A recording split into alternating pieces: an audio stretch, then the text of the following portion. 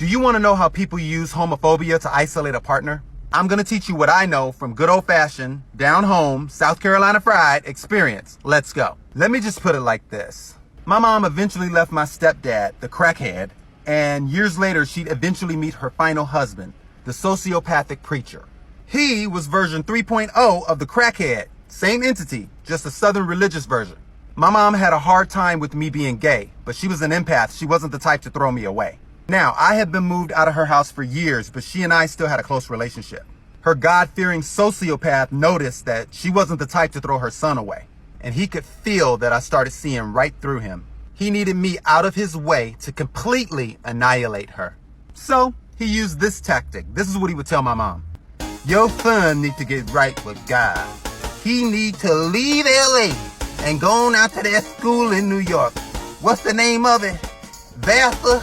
And he needs to get alone with God and just sit there and call on the name of Jesus.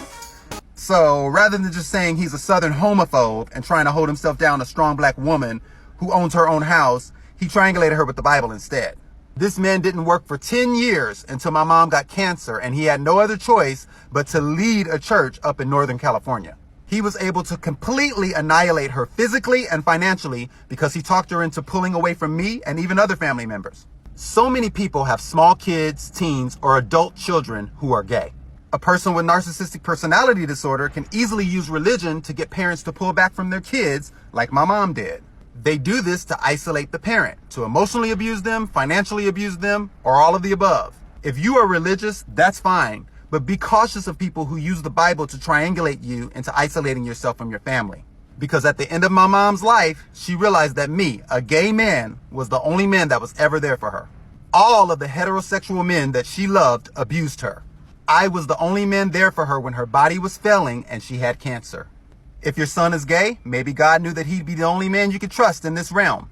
Period.